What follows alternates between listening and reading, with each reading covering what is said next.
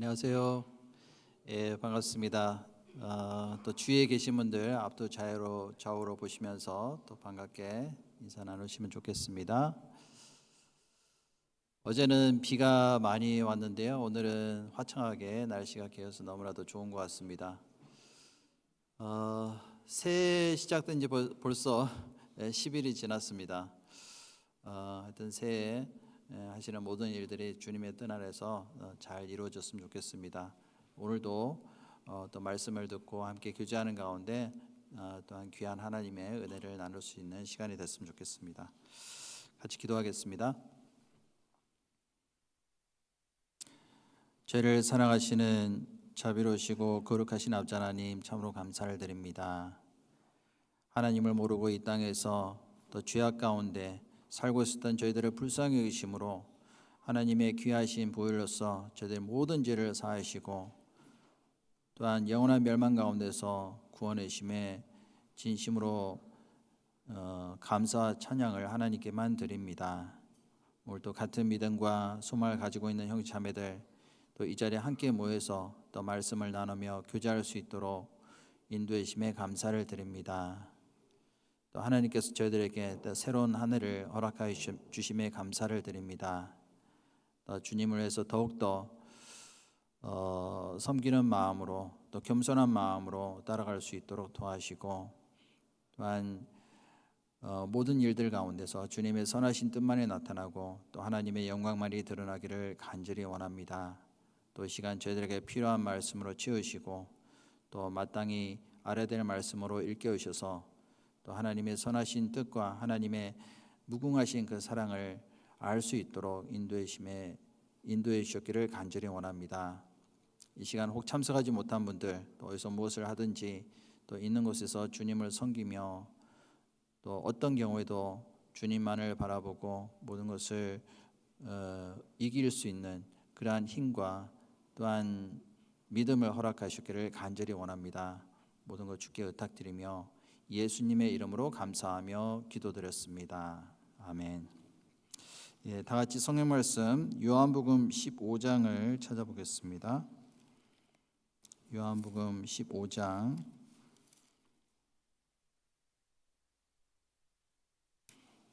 12절입니다. 요한복음 15장 12절부터 15절 말씀까지를 제가 읽도록 하겠습니다. 내 계명은 곧 내가 너희를 사랑한 것 같이 너희도 서로 사랑하라 하는 이것이니라. 사람이 친구를 위하여 자기 목숨을 버리면 이에서 더 큰 사랑이 없나니 너희가 나의 명하는 대로 행하면 곧 나의 친구라. 이제부터는 너희를 종이라 하지 아니하리니 종은 주인이 하는 것을 알지 못함이라. 너희를 친구라 하였노니 내가 내 아버지께 들은 것을 다 너에게 알게 하였음이니라. 우리가 기본적으로 성경을 공부하는 이유는 하나님을 올바르게 알고 믿기 위함이라고 할 수가 있습니다. 그 보이지 않는 그 하나님을 우리가 안다는 것은 참 어려운 일이죠. 그런데 성경을 통해서 하나님은 우리에게 하나님의 성품과 또 하나님의 계획과 또 하나님의 그 신성을 우리에게 알려 보여주셨습니다. 그래서 성경을 배우면 배울수록 우리는 하나님을 더 알 수가 있고요. 알면 알수록 우리는 하나님을 더욱더 의지할 수 있고 또한 신뢰할 수가 있습니다. 근데 하나님을 제대로 알지 못하면은 잘못된 믿음을 가질 수도 있고 하나님에 대해서 오해할 수도 있습니다. 지난 시간에도 우리가 이제 하나님에 대해서 여러 가지 말씀을 통해서 살펴봤는데요. 하나님은 우리와의 관계를 여러 가지 또 관계를 통해서 설명해 주시고 계십니다. 먼저 목자와 양의 관계, 그리고 아버지와 아들의 관계, 그리고 신랑과 신부의 관계, 그 외에도 많은 관계가 있죠. 그 왕과 그 백성의 관계가 있고요, 주인과 종의 관계가 있습니다. 오늘은 그 하나님과의 관계를 친구의 관계를 통해서 하나님이 우리를 얼마나 아끼시고 사랑하시는지 그 내용을 좀 살펴봤으면 좋겠습니다.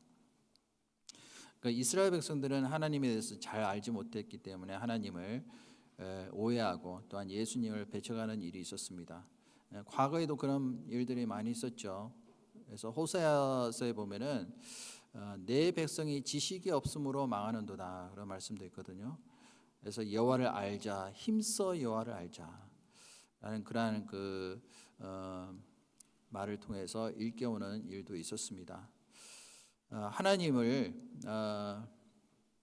창조주로 모시고 그리고 하나님의 인도하심을 받고 살아감에도 불구하고 하나님을 모르는 그런 일들이 있었던 것 같습니다. 그 이스라엘 백성들은 하나님께 택한 백성이었고 또한 이스라엘 땅에 구세주가 오실 것을 약속하셨고 그 약속하신 말씀대로 예수님 오셨는데도 불구하고 예수님을 알아보지를 못했습니다.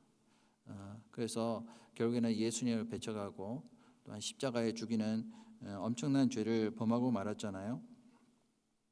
그 고린도전서 2장 8절에도 보면은 만일 알았다면 영광의 주를 십자가에 못 박지 아니하였으리라 그런 말씀도 있거든요. 결국에는 몰랐기 때문에 예수님에 대해서 정확한 지식이 없었기 때문에 결국에는 예수님을 배척하는 모습들을 볼 수가 있습니다.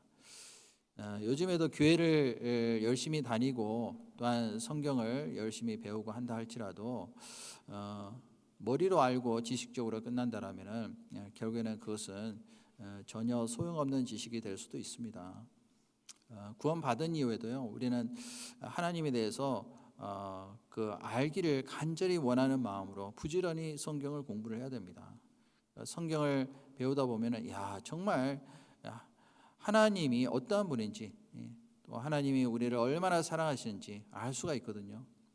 사람은 그 사람을 알면 알수록 더 신뢰할 수가 있고 또한 그 아는 것에서 잘할 수가 있습니다. 에베소서 3장 19절도 보면은 그 넓이와 길이와 높이와 깊이가 어떠함을 깨달아 하나님의 모든 충만하신 것으로 너에게 충만하게 하시기를 원하더라 그런 말씀이 있거든요. 하나님의 사랑의 그 깊이와 높이와 길이 그것을 알면 알수록 우리는 그 하나님을 아는 지식으로 충만해질 수가 있습니다. 그래서 성경을 통해서 하나님을 알아간다는 것은 굉장히 중요합니다. 그래서 지난 시간에는 여호와는 나의 목자시니 그 시편 23편 같이 우리가 살펴봤는데요. 하나님이 나의 목자가 되셨다라는 거. 그리고 목자로서 양을 그 아끼고 그리고 인도하듯이 우리를 항상 지켜보시고 인도하고 계십니다. 그리고 오늘은 이어서 방금 읽은 요한복음 15장 13절부터 그 15절 말씀을 중심으로 해서 나의 친구 되신 주님이라는 주제로 같이 한번 살펴보도록 하겠습니다.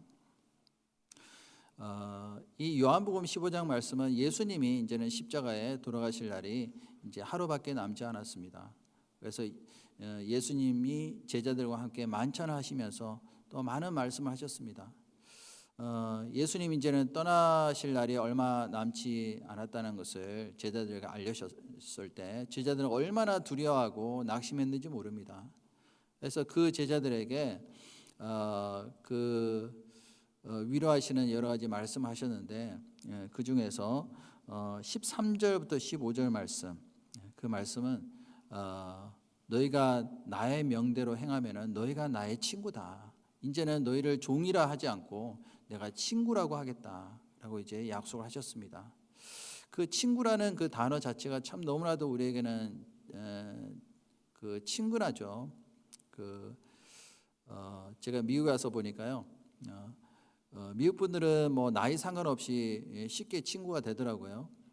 그래서 할아버지한테도 뭐 버디라고 하고 프렌드라 하고 굉장히 이제 친구가 쉽게 될 수 있는 것 같습니다. 그런데 여기서 말씀하시는 이제 친구라는 어떤 그 의미는요, 훨씬 더 우리에게 많은 어떤 뜻을 포함을 하고 있습니다. 원래 이제 친구를 헬라어로는 필로스라고 합니다. 필로스. 필로스라는 뜻은 뭐냐면 오랫동안 서로 통하여 사귄 벗이라는 의미를 가지고 있습니다. 친구가 되려면 일단 오래 알아야 되겠죠. 그 사람의 사정과 형편도 잘 이해하고 그리고 서로 의지할 수 있는 그 친구. 그래서 이 세상에도요, 좋은 친구가 있고 또 안 좋은 친구도 있습니다. 어떤 친구는 정말 내가 믿고 의지하고 그리고 믿을 만한 친구였는데 나중에 배반하는 경우도 있거든요. 그래서 믿는 도끼에 발등 찍힌다는 그런 얘기도 있고, 그리고 어떤 경우에는 친구로 인해서 인생에 큰 영향을 미치는 경우도 있습니다. 그래서 한국에서는 이제 친구 따라 강남 간다 뭐 그런 얘기도 있고요. 친구 때문에 운명이 완전히 바뀌어지는 경우도 있습니다. 친구로 인해서 굉장히 큰 이득을 보는 경우도 있지만은 어떤 경우는 친구 때문에 망하는 경우도 있거든요. 그래서 우리가 살면서도 어떤 친구를 사귀느냐 이것은요 굉장히 중요한 문제인 것 같습니다. 어떤 사람은 친구를 보면은 그 사람을 알 수 있다 그러잖아요. 그래서 오랜 그 동안에 사귄 그 친구를 보면은 그 사람이 어떠한 사람인지를 알 수가 있습니다. 그래서 고린도전서 15장 33절에도 보면은 속지 말라 악한 동무들은 선한 행실을 더럽히나니 그런 말씀도 있거든요. 악한 동무, 잘못된 친구를 사귐으로 해서 결국에는 완전히 잘못된 방향으로 갈 수도 있기 때문에 그렇습니다. 어떤 사람은 자기 유익을 위해서 친구인 척하는 사람이 있어요. 그 가짜 친구는 이제 유익이 없어지면은 언제든지 떠날 수가 있습니다. 그래서 잠언 19장 4절에 보면은 재물은 많은 친구를 더하게 하나 가난한즉 친구가 끊어지느니라 그런 말씀도 있거든요. 재물이 많을 때는 친구가 많았는데 그런데 재산도 없어지고 가난하게 되면은 결국에는 친구는 다 떠나게 됩니다. 그런 친구는 진실한 친구가 아니죠. 돈을 보고 친구를 사귀는 사람이 있다라면은 그 사람은 그 진실한 마음으로 친구를 사귀는 것이 아니라고 할 수가 있습니다. 잠언 18장 24절에도 보면은 많은 친구를 얻는 자는 해를 당하게 되거니와 어떤 친구는 형제보다 친밀하니라. 어떤 사람은요, 친구가 가족보다 더 가까운 경우가 있습니다. 그 자기 친형제보다도 친구가 더 가까운 경우도 있죠. 그만큼 이제 친구 사이는 특별한 것 같습니다. 그런데 친구로 인해서 해를 당하는 경우도 있습니다. 그 실제로요 예수님 당시에 그 로마의 황제가 그 헤롯 대왕이었습니다. 그런데 정말 시저 헤롯이라고도 하고 시저 이제 절친한 친구가 있었는데요. 그런데 자기가 평상시에 정말 가장 믿고 친하게 지냈었던 그 친구에 의해서 살해를 당하고 말았습니다. 그래서 이 시저는 죽으면서 이 세상에는 정말로 믿을 만한 친구가 없구나, 진정한 친구가 없구나 그런 한탄하는 말을 하고 죽었다고 합니다. 이와 같이 자기가 믿었던 친구에게 배신당했을 때 그 절망감 그리고 그로 인해서 실망하는 그러한 경우도 있잖아요. 그런데 정말 진실한 친구는요 위급할 때 나를 도와줄 수 있는 친구, 그 친구가 진짜 진실한 친구죠. 이 말씀 잠깐 접어두시고 잠언 17장 17절을 보겠습니다. 잠언 17장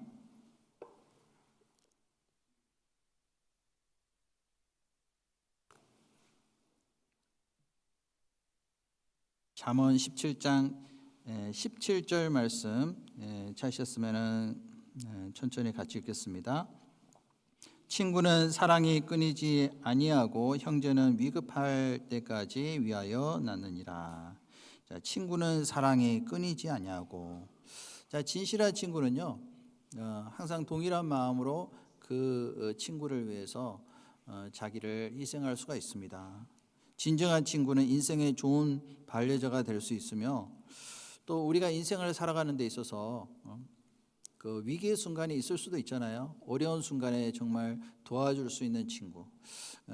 그런 친구가 있다면 얼마나 행복하겠습니까? 그래서 사람은요, 어떤 친구를 사귀느냐에 따라서 우리의 방향이 인생의 운명까지 바뀌어질 수가 있어요. 그래서 예수님은 자, 어떤 사람이 진짜 친구인가 우리에게 말씀하셨습니다. 친구를 위하여 자기의 목숨을 버리면 이에서 더 큰 사랑은 없다고 했잖아요.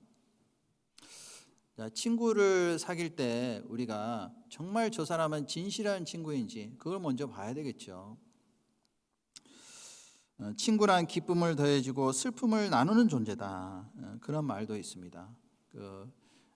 굉장히 오래전에 그 런던 타임스에서 친구란 어떤 존재인가 거기에 대해서 이제 공모를 했는데요. 그 3위가 친구란 기쁨을 더해주고 슬픔을 나누는 존재다.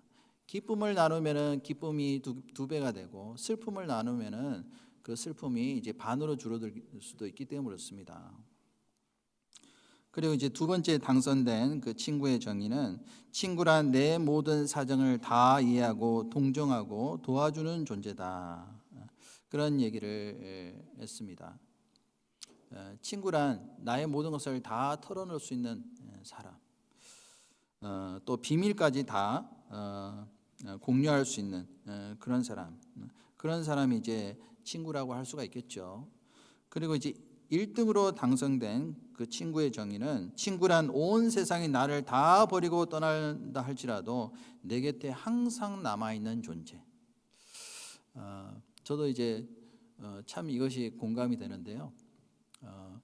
저는 어렸을 때 친구가 별로 없었습니다. 왜냐하면은 하도 이사를 많이 다녀가지고요. 초등학교만 4번 이사를 다녔거든요. 중학교를 3번 전학을 다녔습니다. 그러다 보니까 친구를 사귈만 하면은 또 이사하고 더 전학 가고 그래서 이제 친구가 별로 없었습니다. 제가 이제 기억에 남는 친구는 딱 한 사람이 있습니다. 이름이 정신이라고요. 이정신. 아직도 기억이 나는데 지금은 연락이 안 됩니다. 그래서 정신이 집에 가서 많이 놀기도 하고 그랬는데요. 정신이 있나요? 그러면 자꾸 정신이 없다, 정신이 나갔다 그러는데 그 정신이가 이제 자꾸 생각이 납니다. 그리고 이제 교회 친구, 교회에서 사귄 친구. 저는 이제 초등학교 3학년 때 구원을 받았거든요. 그때 이제 교회에서 서로 항상 교제하고 그리고 만나는 그 친구 지금도 연락이 되고 있습니다. 그 친구는 어딜 가든지 항상 그 연락이 돼요. 학교 친구는 일단은 학교를 떠나면은 이사가고 뭐 전학 가면은 일단 연락이 끊기잖아요. 대학교 동창들도 마찬가지입니다. 저는 연락한 친구가 없어요. 근데 교회 안에서 함께 교제하고 또 수양회 때 항상 만나잖아요. 어딜 가든지. 그렇기 때문에 만나면 너무나도 반갑습니다. 그래서 저도 이제 1등으로 당선된 그 친구의 정의가 참 저에게는 공감이 많이 되는 것 같습니다. 온 세상이 다 나를 버리고 떠난다 할지라도 항상 내 곁에 남아있는 존재. 그러한 진정한 친구가 한 명이라도 있으면 얼마나 좋겠습니까? 그리고 나를 생명의 위협에서도 자기의 목숨을 아끼지 않고 건져줄 수 있는 그 친구, 자기를 희생할 수 있는 친구, 그런 둘도 없는 친구가 있다라면 너무나도 행복하겠죠. 그런데 예수님이 나에게 그런 친구가 되어 주셨습니다. 나를 친구 삼아 주셨잖아요. 사실은 우리는 주님의 친구가 될 수 있는 자격이 전혀 없는 사람이었습니다. 우리는 날 때부터 하나님과 원수된 사람이었잖아요. 죄 가운데 살고 있었던 사람이었습니다. 그런데 그 주님이 나를 먼저 찾아와서 나를 위해서 십자가에서 나를 구원하시기 위해서 자기의 목숨을 희생해 주셨잖아요. 그리고 나를 친구로 삼아 주신 겁니다. 누가복음 한번 찾아보실까요? 누가복음 7장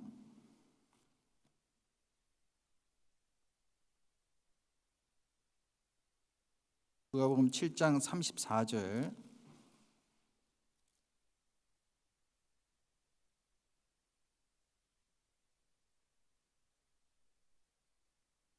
예, 34절부터 35절까지 제가 읽겠습니다. 인자는 와서 먹고 마심에 너희 말이 보라 먹기를 탐하고 포도주를 즐기는 사람이요 세리와 죄인의 친구로다 하니 지혜는 자기의 모든 자녀로 인하여 옳다함을 얻느니라. 자, 여기서 말씀하시는 인자는 바로 예수님을 가리키고 있습니다.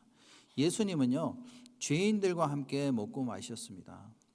그래서 바리새인과 서기관들 그리고 사두개인들이 예수님에게 막 비난하고 책망하는 그런 말을 했잖아요. 예수님은 그 사람의 마음의 상태를 먼저 보시고 그리고 애통하는 사람, 정말 공고한 사람에게 먼저 찾아오셔서 친구가 되어주셨습니다. 여기도 보면은 세리와 죄인의 친구로다라고 있잖아요. 그때 당시에 세리는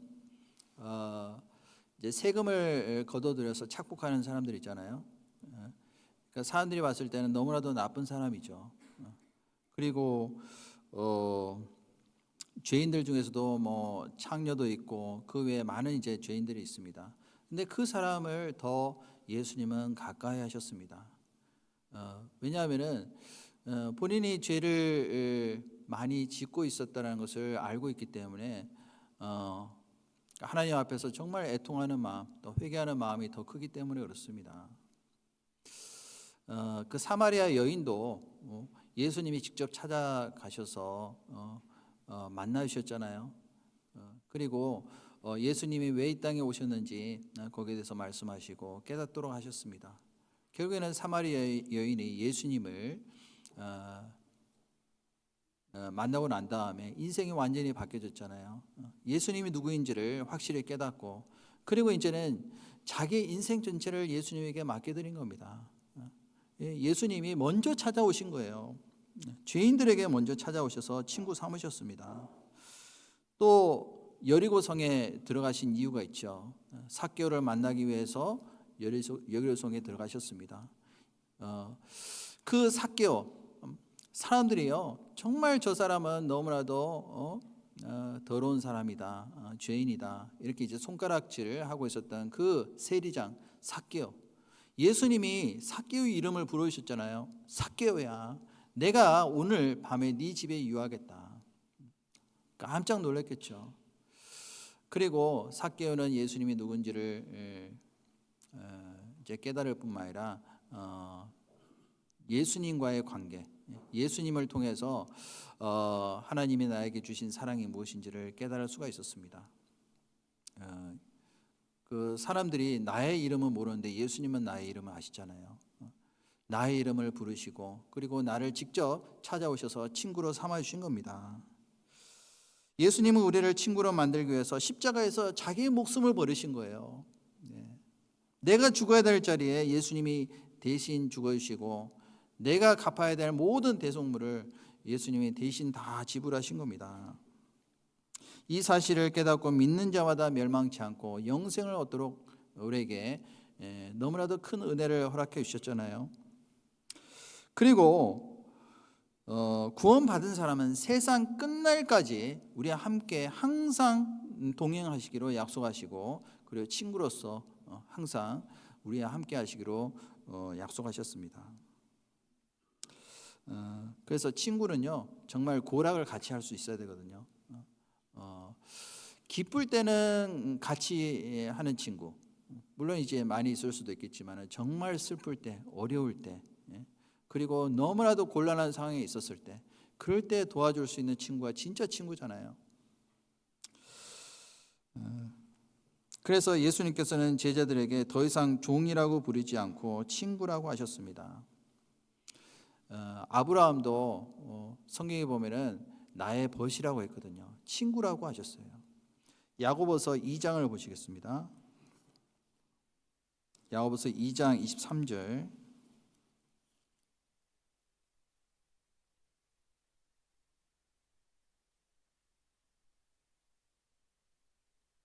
2장 23절 말씀 한 구절만 찾으셨으면 같이 읽도록 하겠습니다. 이에 경에 이른 바 아브라함이 하나님을 믿으니 이것을 의로 여기셨다는 말씀이 응하였고 그는 하나님의 벗이라 칭함을 받았나니. 여기 보면 아브라함이 하나님을 믿으니 하나님께서 이것을 의로 여기셨다라고 했습니다. 자, 하나님과 친구가 될 수 있는 유일한 조건은 믿음입니다. 믿음. 하나님께서 아브라함의 믿음을 보시고 의로 여기시고요. 아브라함은 나의 벗이다 이렇게 말씀하신 거예요. 친구가 되기 위해서 필요한 것은 믿음. 믿음이 가장 큰 조건이 되겠죠. 믿음이 깨지면요 다 신뢰가 깨지고 불신하게 되기 때문에 그렇습니다. 믿음은 바라는 것들의 실상이요 보지 못하는 것들의 증거라고 했잖아요. 우리는 한 번도 하나님을 본 적이 없는데 예수님 본 적도 없는데도 불구하고 하나님을 우리를 친구라고 삼으셨고 우리도 주님을 친구로 항상 우리가 마음에 간직하고 그리고 주님을 의뢰할 수가 있는 겁니다. 그래서 아브라함은요 하나님께서 말씀하신 그대로 순종해서 그 가나안 땅으로 들어갔잖아요. 아브라함은 오직 믿음으로 갈 바를 알지 못하고 하나님께서 약속하신 땅으로 들어갔습니다. 한 번도 본 적이 없잖아요. 그 가나안 땅에 가본 적도 없는 그 가나안 땅에 갈 수 있었던 유일한 이유는 믿음입니다. 자기가 살던 그 고향 땅을 버리고 갈대아 우르 그 본토 친척 아비 집을 떠나서 갈 수 있었던 이유는 믿음밖에 없습니다. 믿음. 하나님이 우리에게 보시는 가장 유일한 조건, 첫 번째 조건은요 믿음입니다. 그 믿음이 없었다면 결코 순종할 수가 없었을 겁니다. 그 이후에도 얼마나 많은 시험과 고난이 있었습니까? 그 가운데서도 믿음으로 모든 것을 다 견디고 이길 수가 있었습니다. 그리고 하나님께서 이삭이라는 아들을 주시기로 약속하셨잖아요. 그 아들을 100세 아브라함이 그 약속대로 얻게 됐고 그리고 하나님께서 바치라고 하니까 또 모리아 산에 가서 하나님께 바쳐드렸잖아요. 자, 그것은 하나님의 약속을 전적으로 믿고 신뢰하고 의지할 수 있었기 때문에 하나님께서 그것을 의로 여기시고 그리고 아브라함은 나의 친구다 이렇게 말씀하신 겁니다. 또 모세도 하나님께서요 친구라고 말씀하셨어요. 모세는 하나님과 정말 가깝게 실제로 대화를 했던 사람입니다. 출애굽기 33장을 한번 보겠습니다. 출애굽기 33장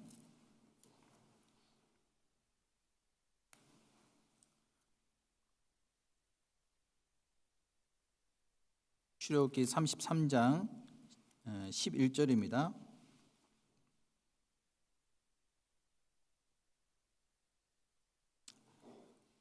출애굽기 33장 11절 찾으셨으면 같이 읽겠습니다. 사람이 그 친구와 이야기함 같이 여호와께서는 모세와 대면하여 말씀하시며 모세는 진으로 돌아오나 그 수종자 눈의 아들 청년 여호수아는 회막을 떠나지 아니하니라. 자, 여기 보면은 사람이 그 친구와 이야기함 같이 여호와께서는 모세와 대면하여 말씀하며 모세와 하나님께서 친구처럼 대면해서 말씀을 하셨습니다. 친구는 가까워야 되잖아요. 자기 모든 속에 있는 것을 다 털어놓고 얘기할 수 있는 그런 사람이야말로 친구라고 우리가 부를 수가 있을 겁니다. 근데 이 말씀 전에 출애굽기 32장에 어떤 내용이 나오냐면요. 이스라엘 백성들이 그 시내산으로 올라간 그 모세가 내려오는 그 시간이 점점 길어지니까 결국에는 금송아지를 만들어 놓고 거기다 이제 경배를 하고 절을 했잖아요. 그래서 엄청난 징계를 받았습니다. 3,000명이 죽었어요. 3,000명이. 그 징계를 받고 난 다음에 하나님이 이제는 이스라엘 백성과 더 이상 함께 하시지 않겠다 선언을 하셨어요. 하나님 얼마나 마음에 근심이 되시고 그리고 괴로우셨으면 그런 말씀하셨을까요? 그래서 모세가요 하나님께 간절히 이스라엘 백성들을 위해서 중보 기도를 하는 내용이 33장에 기록이 되어 있습니다. 그래서 마침내 하나님께서 모세의 기도를 들으셨습니다. 그리고 마음을 돌이키심으로 해서 이제는 이스라엘 백성들과 다시 같이 하시겠다라고 약속을 하신 겁니다. 그들은 이제는 하나님과의 교제가 회복이 됐습니다. 하나님과의 관계가 이제 다시 회복이 된 겁니다. 우리도 살다 보면은 하나님과의 교제가 깨질 수도 있잖아요. 하나님보다 더 내 마음에 사가는 것 그리고 귀하게 여기는 것이 있으면요 하나님이 가장 그것을 싫어하시고 질투하십니다. 그래서 모세의 기도로 인해서 다시 하나님과의 교제가 회복이 된 겁니다. 그러고 난 다음에 하나님이 모세에게 다시 이제 말씀하신 겁니다. 또 11절에 보면은 사람이 그 친구와 이야기한 같이 여호와께서는 모세와 대면하여 말씀하시며, 우리도 하나님과 대화할 수 있잖아요. 언제든지 하나님을 우리는 직접 볼 수는 없지만은 하나님이 우리와 함께 계심을 우리는 믿을 수가 있습니다. 지난번에도 우리가 시편 23편 배웠지만요, 사망의 음침한 골짜기를 다닐지라도 해를 두려워하지 아니할 것은 주께서 나와 함께 하심이라. 자, 사망의 골짜기를 다닐지라도 또 눈물 골짜기를 지날 때가 있잖아요. 통행할 때가 많이 있습니다. 그때에도 주님이 항상 함께 하시기로 약속하셨습니다. 주의 지팡이와 막대기로 나를 안위하시나이다. 항상 위로하시고 그리고 나를 인도하시잖아요. 지팡이와 막대기가 뭔지 아세요? 지팡이와 막대기. 지팡이는 그 끝에 이렇게 좀 굽어져 있습니다. 그래서 양이 만약에 이제 뭐 구덩이에 빠진 경우도 있잖아요. 그러면 건져줄 수가 있는 거예요, 지팡이. 막대기는 어떤 역할을 하냐면은 잘못된 길로 가면 툭툭 치는 겁니다. 그래서 항상 우리를 지팡이와 막대기로 인도하시고 안위하시는 겁니다. 그래서 그와 같이 주님도요, 친구처럼 항상 나를 인도하시고 힘들 때 우리를 도와주실 수도 있고 또 나의 고민을 들어주시기도 하고, 그리고 그 모든 어려움을 이길 수 있도록 위로해 줄 수 있는 친구, 유일한 친구가 되셨습니다. 그래서 모세가 33장 18절에도 보시면요, 모세가 가로되 원컨대 주의 영광을 내게 보이소서. 여호와께서 가라사대 내가 나의 모든 선한 형상을 네 앞으로 지나게 하고 여호와의 이름을 네 앞에 반포하리라. 나는 은혜 줄 자에게 은혜를 주고 긍휼을 이길 자에게 긍휼을 베푸느니라. 자, 주의 영광을 내게 보이소서. 모세는요, 이제는 한 발 더 나아가서 하나님 영광을 좀 보여주십시오. 하나님 형상을 본 적은 한 번도 없거든요. 음성만 들었잖아요. 그런데 하나님께서 모세에게 이런 말씀하셨어요. 나의 모든 선한 형상을 네 앞으로 지나가게 하고, 사실은 하나님을 우리가 본 적이 없지만 모든 선한 형상을 우리에게 보이셨습니다. 이미 지금도 지나가고 있는 겁니다. 나는 은혜 베풀 자에게 은혜를 베풀고 그리고 긍휼히 여길 자에게 긍휼을 베푸느니라. 우리는 그 하나님의 크신 은혜와 긍휼을 받은 사람으로서 우리는요, 직접 보지는 않았지만은 하나님의 형상 그리고 하나님의 선한 모습을 우리는 본 사람이라고 할 수가 있습니다. 그래서 20절에 보시면은 또 가라사대 네가 내 얼굴을 보지 못하리니 나를 보고 살 자가 없습니다. 하나님이 이 자리에 나타나면 우리는 살 수가 없죠. 나타나실 수가 없습니다. 하나님은 아무 사람도 보지 못하였고 또 볼 수 없는 자신이라고 말씀하셨잖아요. 하나님은 가까이 가지 못할 빛 가운데 거하시는 분이기 때문에 아무도 볼 수가 없습니다. 근데 언젠가는 보게 되겠죠. 주님을 만나는 순간이 있습니다. 영원한 천국에 들어가면 이제는 하나님을 직접 대면하면서 얼굴과 얼굴을 마주보면서 우리가 볼 수 있다라고 말씀하셨습니다. 그리고 자, 모세는요 직접적으로 하나님 영광을 보지 못했지만 하나님의 영광을 경험한 사람이라고 할 수가 있어요. 그래서 34장에 보시면요 34장 1절을 보겠습니다. 출애굽기 34장 1절. 여호와께서 모세에게 이르시되 너는 돌판 둘을 처음 것과 같이 깎아 만들라. 네가 깨뜨린 바 처음 판에 있던 말을 내가 그 판에 쓰리니 아침 전에 예비하고 아침에 시내산에 올라와 산 꼭대기에서 내게 보이되 아무도 너와 함께 오르지 말며 온 산의 인적을 금하고 양과 소도 산 앞에서 먹지 못하게 하라. 자, 하나님께서 다시 십계명을 주시기로 약속하시고 올라오라고 말씀하셨어요. 그리고 그 말씀하신 대로 모세가 돌판 둘을 처음처럼 깎아서 가지고 올라갔잖아요. 그때 하나님의 영광을 또 봤습니다. 그리고 하나님의 영광을 경험하고 난 다음에 돌아왔을 때 이스라엘 백성들이요 모세의 얼굴을 봤는데 완전히 틀린 겁니다. 그 전하고는 너무나도 얼굴의 광채가 환하게 비쳤어요. 얼굴을 또 똑바로 쳐다볼 수도 없을 정도로 그렇게 밝은 빛이 났습니다. 34절 한번 보실까요? 29절을 보겠습니다. 29절. 모세가 그 증거의 두 판을 자기 손에 들고 시내산에서 내려오니 그 산에서 내려올 때 모세는 자기가 여호와의 말씀하셨음을 인하여 얼굴 꺼풀에 광채가 나나 뭐라고요? 깨닫지 못하였더라. 얼굴 꺼풀에요 광채가 났습니다. 하나님을 가까이 하는 사람은요 정말 친구처럼 친밀하게 교제하는 사람은 얼굴 광채가 틀립니다. 제가 여기 얼굴들을 이렇게 뵈니까요 얼굴에 빛이 나시는 분도 있고 조금 피곤해 보이시는 분도 계시는 것 같습니다. 다 틀리긴 한데요. 근데 대부분 우리 구원받은 형제 자매님들 그리고 말씀을 가까이 하는 분들은 성령에 충만한 사람, 특히 얼굴에 광채가 납니다. 화장을 안 해도 얼굴이 빛이 나요. 여기도 보면은 모세 얼굴에 광채가 났잖아요. 30절에 보면은 아론과 온 이스라엘 자손이 모세를 볼 때 모세 얼굴 꺼풀에 광채남을 보고 그에게 가까이 하기를 두려워하더니. 아니 모세가 시내산에 올라가서 40일 동안 아무것도 안 먹었습니다. 혼자 올라갔잖아요. 그럼에도 불구하고 얼굴에 광채가 났습니다. 사실은 기지맥진하고 지쳐 있어야 되는데 40일 동안 아무것도 안 먹으면 죽을 수도 있잖아요. 그럼에도 불구하고 모세의 얼굴에는 광채가 났습니다.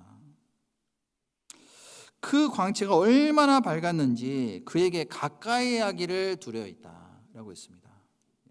하나님을 가까이 하는 사람은요 다른 사람이 봤을 때 그것이 겉으로 드러나게 돼 있습니다.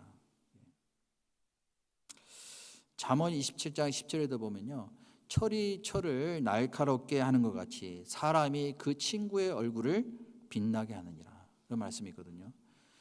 사람이 그 친구의 얼굴을 빛나게 한다. 가까이 하는 사람이 누구냐에 따라서 얼굴이 빛날 수도 있고 그렇지 않을 수도 있다라는 그런 말씀입니다. 모세는요 하나님의 은혜와 영광이 충만한 사람이 됐기 때문에 얼굴의 광채가 틀려지게 된 겁니다. 그런데 하나님을 멀리하면 멀리할수록 어떻게 될까요? 마음의 평강이 깨지고요. 그리고 마음의 근심과 여러 가지 염려가 생길 수도 있습니다. 그러면 얼굴의 표정도 안 좋아지죠. 평강이 깨지니까요. 어두워질 수밖에 없습니다. 이 얼굴이라는 단어가 얼골에서 파생했다고 합니다. 얼골. 얼이라는 그 말은요. 그 사람의 정신과 혼, 마음을 뜻하고 있습니다. 얼굴이라는 것은 얼이 모이는 골짜기 그런 뜻이에요. 얼골이라 그러죠. 그래서 이 얼굴은요 자기의 마음을 나타내는 거울과 같다라고 합니다. 그래서 어떤 사람은 얼 빠졌다는 그 말도 하잖아요. 얼 빠진 놈. 이 얼이 빠졌다는 거 뭐예요? 정신이 나갔다는 얘기죠. 그럼 표정이 달라집니다. 그래서 우리 마음의 상태에 따라서 얼굴의 표정이 달라질 수밖에 없습니다. 그래서 사람은요, 누구를 가까이 하느냐에 따라서 틀려져요. 마음의 상태에 따라서. 그 사도행전 6장에도 보면은 스데반이요, 그 공의 앞에서 하나님의 말씀을 담대히 증거했잖아요. 자기를 대적하는 그 무리를 향해서, 유태인들을 향해서요, 하나님의 말씀을 담대히 증거했습니다.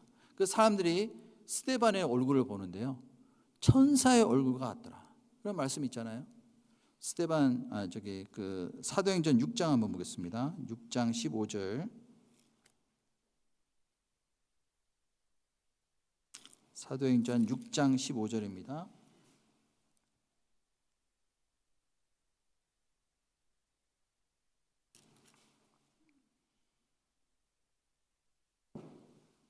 (6장 15절) 제가 읽겠습니다. 공회 중에 앉은 사람들이 다 스데반을 주목하여 보니 그 얼굴이 천사의 얼굴과 같더라. 그 천사의 얼굴이 어떤 얼굴일까요? 그 정도로 환하게 밝게 빛나고 있었다는 것을 의미하고 있습니다. 왜냐하면요, 스데반은 믿음과 성령에 충만한 사람이었기 때문에 그렇습니다.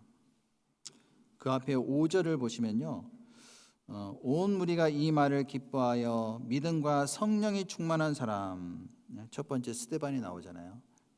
그래서 초대교회 당시에 그 7 집사를 세웠는데 가장 첫 번째 거론되는 사람이 바로 스데반입니다. 스데반이란 뜻이 뭔지 아세요? 면류관이란 뜻이에요. 면류관.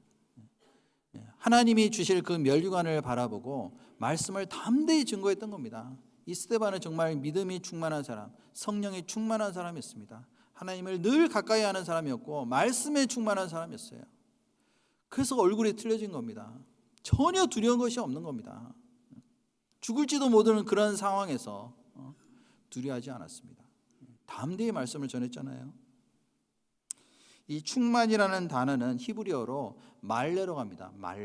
말레라는 뜻은 뭐냐면은 가득 차 있는 상태, 넘치도록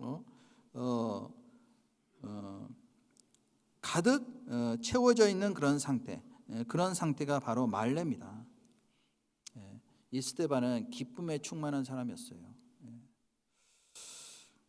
그리고 하나님의 영광과 은혜와 평강에 충만한 사람이었습니다. 그렇기 때문에 전혀 그 공의 앞에서요, 주눅들지 않았습니다. 두려운 마음이 없었어요.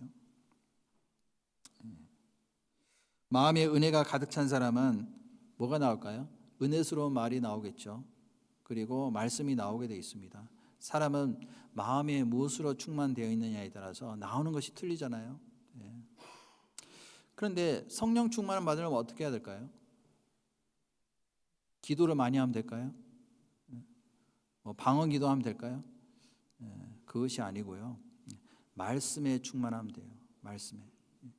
하나님은 말씀으로 역사하시거든요. 요한복음 1장 1절에 보면 태초에 말씀이 계시니라, 이 말씀이 하나님과 함께 계셨으니 이 말씀이 곧 하나님이라고 말씀하셨어요. 내 마음속에 말씀으로 충만히 채워져 있으면요, 자연스럽게 성령의 충만함을 받을 수가 있습니다.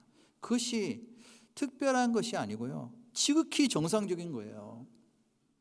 그런데 성령의 충만을 받으려면 어떻게 해야 되느냐 하면은 내 안에 잘못되어 있는 그런 마음이 있잖아요. 거짓된 마음이라든지 합당치 못한 죄가 있으면 그것을 버려야 됩니다. 버리지 않으면 충만을 받을 수가 없어요. 여기 컵이 있죠. 이게 뭐로 충만해져 있죠? 조금 물을 마셔가지고 반 정도 이제 남아 있습니다. 물이. 근데 여기에다가 맛있는 커피로 충만히 채우고 싶어요. 그럼 어떻게 해야 될까요? 여기 있는 물을 일단 다 버려야 돼요. 다 마시든지. 여기다가 커피를 담잖아요. 그러면 커피 맛이 이상해집니다. 그래서 일단은 다 버려야 됩니다. 마찬가지로 내 속에 있는 것 중에서 합당치 못한 죄, 그리고 여러 가지 염려, 근심, 그걸로 가득 차 있을 수도 있잖아요. 그것을 다 버려야 돼요. 남을 판단하는 마음도 버리고, 그리고 잘못된 습관도 버려야 됩니다. 욕심도 버리고, 좀 세상을 의지하는 마음도 버리고, 그리고 남을 판단하는 마음, 그리고 남을 정죄하는 마음도 버려야 되겠죠. 그것을 다 버리고 비워야지만이 하나님이 채워주실 수가 있는 겁니다. 그러면 우리가 성령으로 우리도 충만히 채워줄 수가 있습니다. 그래서 하나님은요, 성령에 충만한 사람을 더 가까이 하나님이 하시면서 그 사람을 더 귀하게 쓰실 수가 있는 겁니다. 그래서 스데반이 얼마나 귀하게 쓰임 받았습니까? 물론 돌에 맞아서 죽었지만은 그 죽는 순간에도 주님이 나와 함께 하심을 잊지 않았잖아요. 그 뒤에 7장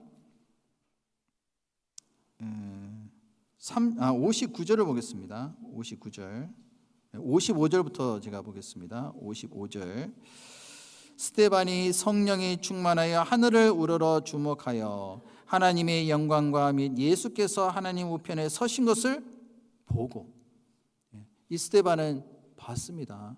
죽기 바로 직전에 하나님 보좌 우편에 서신 그 예수 그리스도를 봤습니다. 말하되 보라, 하늘이 열리고 인자가 하나님 우편에 서신 것을 보노라 한대. 59절에 보시면은 저희가 돌로 스데반을 치니 스데반이 부르짖어 가로되 주 예수여 내 영혼을 받으시옵소서. 자, 얼마나 담대한 모습입니까? 그리고 자기를 죽이려고 하는 사람들을 위해서 오히려 기도했잖아요. 60절에 보면 무릎을 꿇고 크게 불러 가로되 주여 이 죄를 저들에게 돌리지 마옵소서. 이 말을 하고 자니라. 잔다는 것은 무엇을 의미할까요? 깰 때가 있는 겁니다. 육신은 죽었지만은 결국 하나님이 다시 깨우십니다. 새로운 육신으로 다시 입혀주실 때가 분명히 있는 겁니다. 나사로도 죽었지만은 예수님이 뭐라고 하셨습니까? 내 친구 나사로가 잔다라고 했잖아요. 그래서 이 친구 사이는요, 죽음도 갈라놓을 수가 없어요. 하나님은 나에게 영원한 친구가 되셨습니다. 우리를 친구로 삼으셨다는 그 사실이요, 우리에게 얼마나 큰 위로가 되는지 모릅니다. 성경에 보면 특별한 친구 관계가 있죠. 친구가 될 수 없는 그런 사이인데 친구가 됐습니다. 누구죠? 다윗과 요나단. 다윗과 요나단. 다윗은 양치는 어떤 베들레헴의 목동에 지나지 않는 사람이었잖아요. 그런데 요나단은요, 왕자입니다. 왕자. 아버지가 왕이에요. 어떻게 친구가 될 수가 있겠습니까? 신분적으로도 완전히 틀린 길을 걷고 가는 사람이에요. 그런데 그 다윗을 요나단이 자기의 생명처럼 사랑했다고 했잖아요. 자기의 생명처럼. 사무엘상 18장 보겠습니다. 사무엘상 18장.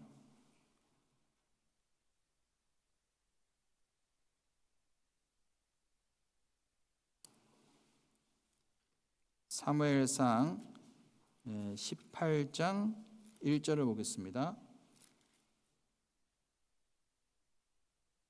다윗이 사울에게 말하기를 마침에 요나단의 마음이 다윗의 마음과 연락되어 요나단이 그를 자기 생명같이 사랑하니라. 자, 18장 그 바로 앞에 나와 있는 내용이 무엇인지 아시죠? 다윗이 골리앗 장군과 싸워서 이겼습니다. 그러고 난 다음에 바로 이어서 그 요나단의 마음이 다윗의 마음과 연락이 됐어요. 왜 그랬을까요? 다윗과 함께 하시는 그 하나님 진짜 하나님이시구나.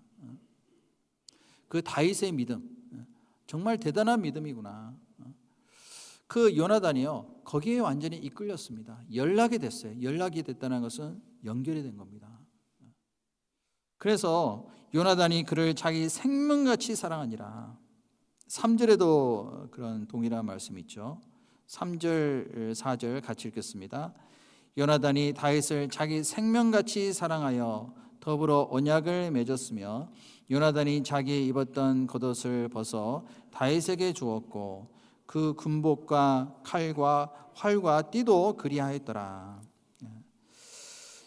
자, 요나단은 이제 장차 왕이 될 수도 있는 그런 위치에 있었던 사람입니다.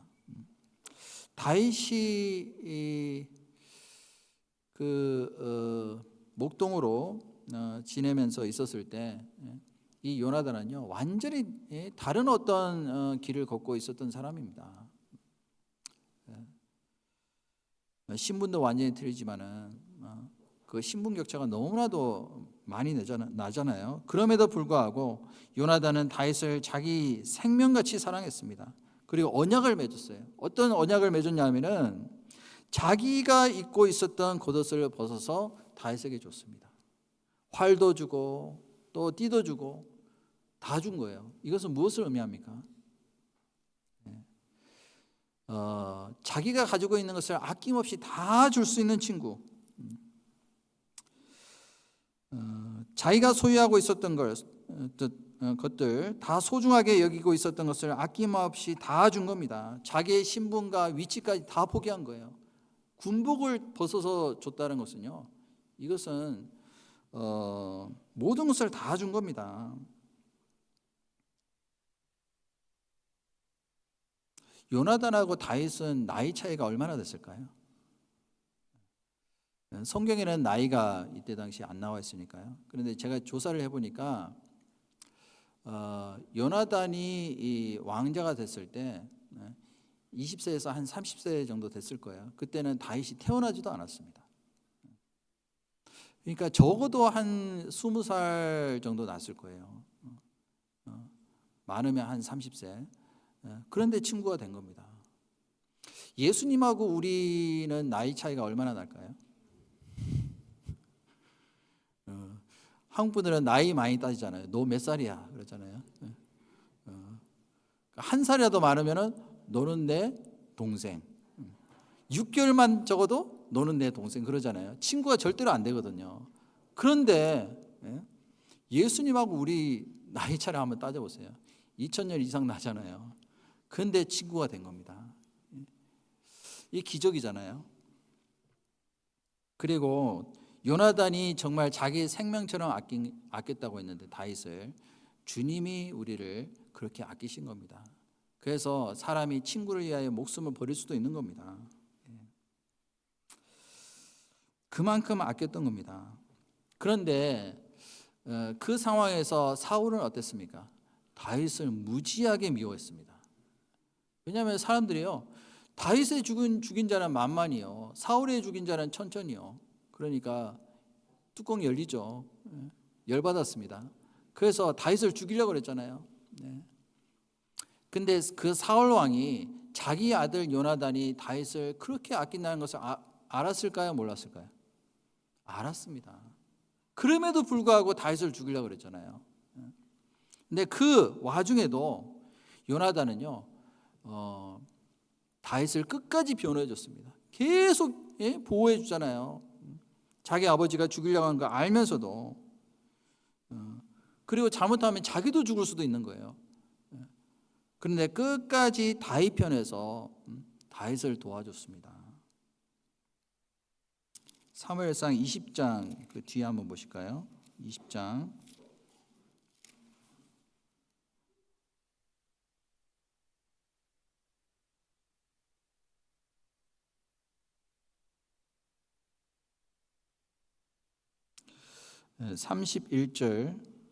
31절을 제가 읽겠습니다. 이새의 아들이 땅에 사는 동안은 너와 네 나라가 든든히 서지 못하리라. 그런즉 이제 보내어 그를 내게로 끌어오라. 그는 죽어야 마땅할 자니라. 요나단이 그 부친 사울에게 대답하여 가로되 그가 죽을 일이 무엇이니까? 무엇을 행하였나이까? 사울이 요나단에게 단창을 던져 치려한지라. 요나단이 그 부친이 다윗을 죽이기로 결심한 줄 알고 심히 노하여 식사 자리에서 떠나고 달의 제2일에는 먹지 아니하였으니 이는 그 부친이 다윗을 욕되게 하였으므로 다윗을 위하여 슬퍼함이었더라. 이렇게 한번 보세요. 사울이 다윗을 죽이려고 그랬잖아요. 저 사람 죽어 마땅한 사람이다. 내 끝까지 요나단은요 다윗 편입니다. 무슨 죽을 일을 했습니까? 아버지한테 막 따졌잖아요. 아버지가 왕이잖아요. 지금 왕은요 자기가 막 죽이고 싶으면 죽일 수도 있는 겁니다. 그 자리에서. 그런데 그 상황에서 다윗을 위하여 슬퍼했습니다. 끝까지 다윗을 변호했잖아요. 그리고 그 뒤에도 보면은 다윗을 격려하고 계속 용기를 주는 모습을 볼 수가 있습니다. 사무엘상 23장도 한번 보겠습니다. 23장 15절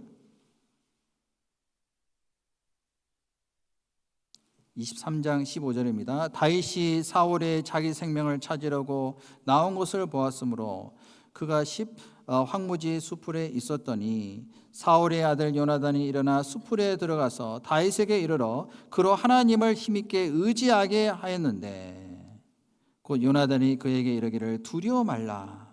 내 부친 사울의 손이 네게 미치지 못할 것이요 너는 이스라엘 왕이 되고 나는 네 다음이 될 것을 내 부친 사울도 안다 하니라. 보세요.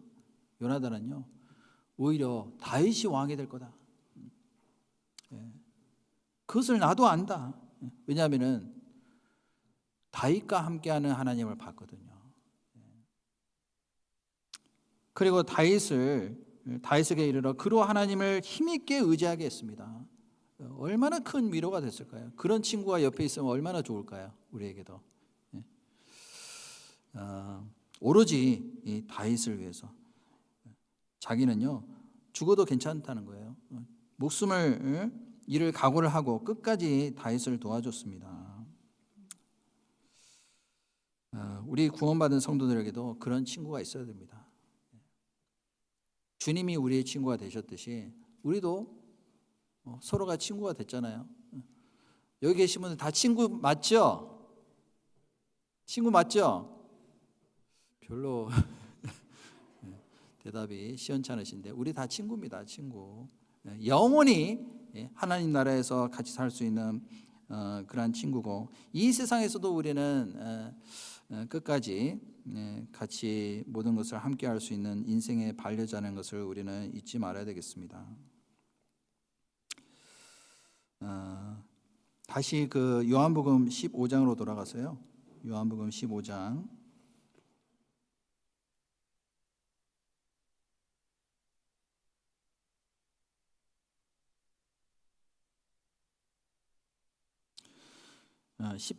2절부터 제가 읽겠습니다.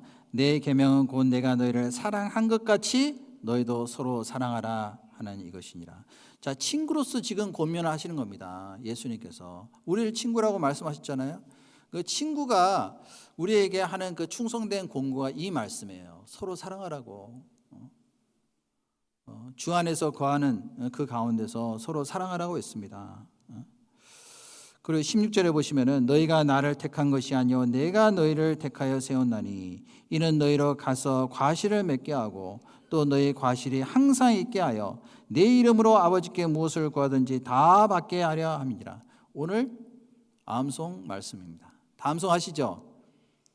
암송 안 하신 분들은 오늘 이 교회당을 나가기 전까지 이 말씀 다 암송하고 가세요. 너희가 나를 택한 것이 아니라 내가 너희를 택하여 세웠다. 왜 택하여 세웠을까요? 가서 너희로 과실을 맺게 하람이라. 자, 여기 한번 보시죠. 여기 계속 제가 말씀드리는 거예요. 왜냐하면 잊어버릴까 봐. 올해 우리 교회 그 슬로건이 세 가지가 있습니다. 첫 번째 주 안에 거하라. 두 번째는 서로 사랑하라. 그리고 세 번째는 뭐죠? 열매를 맺으라. 이게 지금 요한복음 15장 주제 말씀이에요. 지금 누가 말씀하시고 계십니까? 우리의 가장 친한 친구가 말씀하시고 계십니다. 진정한 친구, 진실한 친구, 영원한 친구가 되신 그 주님이 우리에게 충성된 어떤 공고로서 지금 말씀하시는 거예요. 그러면 우리가 들어야 될까요? 말아야 될까요? 당연히 들어야 되죠. 왜냐하면 우리를 위해서 말씀하시는 거예요. 그래서 우리는요 그 친구로서 공고를 듣는 사람으로서 마땅히 이 말씀에 정말 마음에 새기고 그리고 그 말씀대로 행하면 또 주님께서 우리에게 영광을 허락해 주신다고 약속하셨잖아요. 과실을 많이 맺으면은 내 아버지께서 영광을 받으신다고 그랬잖아요. 그 영광을 우리에게도 허락하신 겁니다.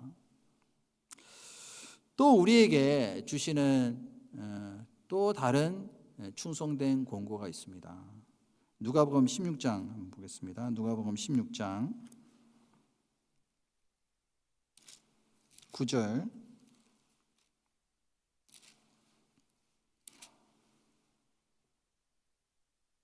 16장 9절부터 10절 말씀 찾으셨으면 한 목소리로 같이 읽겠습니다.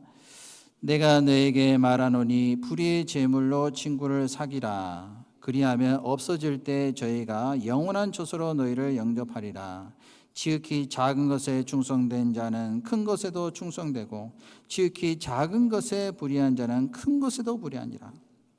자, 불의의 제물로 친구를 사귀라고 그랬죠. 불의의 제물이라는 것은 무엇을 의미합니까? 이 세상의 모든 그 물질이라든지 재물은요, 사실 하나님이 보실 때 불의한 거예요. 왜냐하면 잠시 잠깐 뒤에는 다 없어질 것이기 때문에 그렇습니다. 그런데 그 재물을 가지고 친구를 사귀라고 한 거예요. 그리하면 없어질 때 저희가 영원한 조소로 너희를 영접하리라.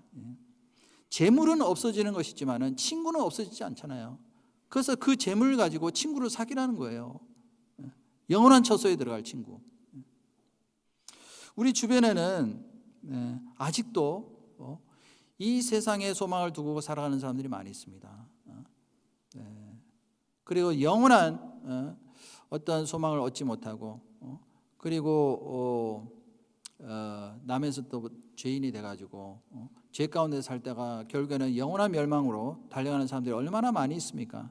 그 사람들을 우리가 전도해서 하나님께로 인도하면 영원한 친구를 사귀는 거예요. 그런데 그 과정에서 반드시 희생이 필요합니다. 불의의 제물로 친구를 사귀라고 그랬잖아요. 불의의 제물. 우리가 가지고 있는 재물 그리고 내가 가지고 있는 재산 하나님 다 주셨잖아요. 시간도 우리에게 주셨고 그것을 투자해서 사귀라는 겁니다. 그래서 그 뒤에 보면 10절에 지극히 작은 것에 충성된 자는 큰 것에도 충성되고 지극히 작은 것에 불의한 자는 큰 것에도 불의하니라.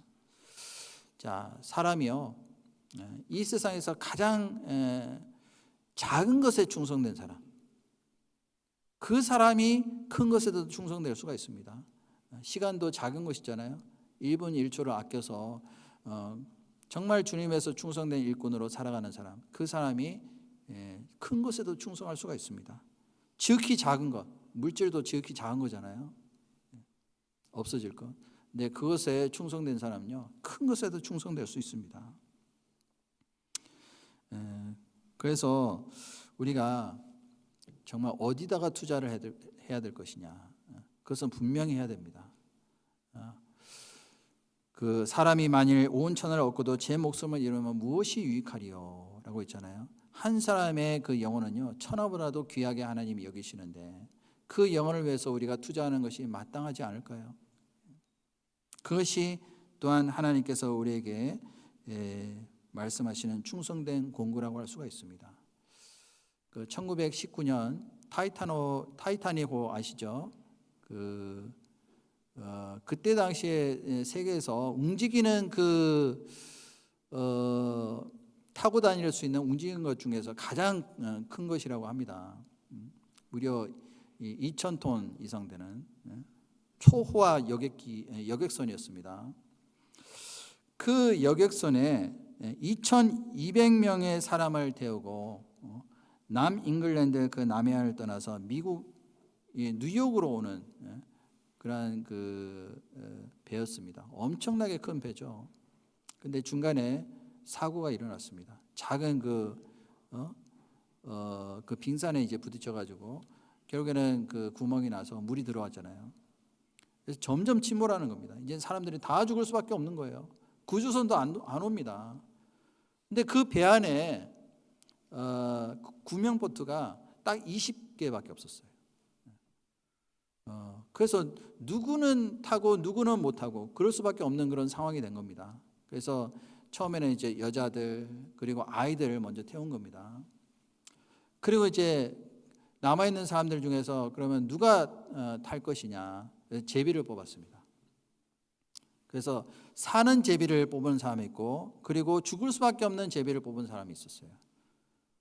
근데 어떤 한 사람이 있었는데 자기는 사는 제비를 뽑았어요. 근데 자기 친구는 죽는 제비를 뽑은 거예요. 이제 못하는 겁니다. 자기 친구는 죽는 거예요. 그래서 그 친구한테 몰래 가가지고 이렇게 얘기를 했다고 합니다.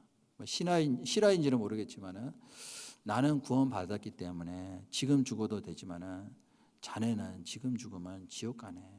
그러니까 이 제비를 자네에게 주겠다고 친구한테 준 거예요. 사는 제비를. 그래서 그 친구는 살았다고 합니다. 그래서 나중에 말씀을 들었는데 구원을 받았는지는 모르겠어요. 친구를 위해서 목숨을 버린 거예요, 사실은. 진실한 친구는 자기의 목숨까지 버릴 수 있는 친구. 그 친구를 위해서 아낌없이 다 줄 수 있는 친구. 그 친구가 진짜 진실한 친구라고 할 수가 있습니다. 그래서 예수님을 친구로 둔 사람의 가장 큰 복을 받은 사람이라고 할 수가 있겠죠. 그리고 같은 사랑을 가지고 있는 우리 형제 자매들을 옆에 두고 친구로서 우리가 정말 가깝게 교제할 수 있는 그런 또 축복을 하나님께서 우리에게 허락하셨습니다. 그래서 그가 우리를 위하여 목숨을 버리셨으니 우리가 이로써 사랑을 알고 우리도 형제들을 위하여 목숨을 버리는 것이 마땅하니라. 요한일서 그런 말씀이 있잖아요. 그래서 구원받은 친구끼리의 그 사랑은요, 혈육 간에 맺어진 사랑보다 더 귀하다고 할 수가 있어요. 십자가로 맺어진 그 형제 자매들끼리의 그 사랑, 그 친구 관계, 어떤 어려움이 와도 그 친구의 관계는 깨뜨릴 수가 없습니다. 그래서 하나님을 믿는 믿음 안에서 정말 우리가요, 내 생명처럼 다른 형제 자매들을 아끼고, 그리고 다윗과 요나단처럼 정말 서로 사랑할 수 있는 그런 친구가 됐으면 좋겠습니다. 너희가 나의 명하는 대로 행하면은 너희가 나의 친구라 그랬잖아요. 제가 영상을 어제 좀 감동시라 영상을 보여드렸는데요. 어제는 소리가 안 나왔어요. 어제 우리 그 동역자 수련회 이제 말씀 중에 보여드렸는데요. 오늘은 소리가 나는지 모르겠습니다. 나면 다행이고 안 나오면은 다른 방법을 써보도록 하겠습니다.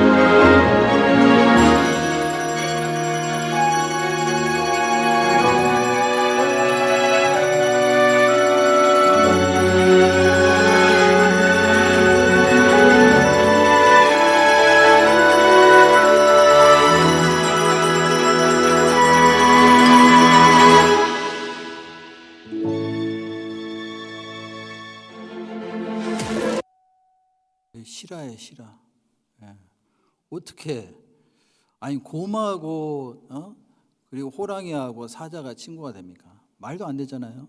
예. 우리도 사실은 친구가 될 수 없는 그런 관계인데 친구가 될 수 있는 유일한 이유는 믿음 때문에. 그리고 같은 소망을 가지고 있잖아요. 그리고 같은 사랑으로 우리는 서로 아껴줄 수 있고 위로해 줄 수가 있는 겁니다. 개하고 고양이가 친구 될 수 있을까요? 안 되는데 되는 경우가 있더라고요. 이렇게.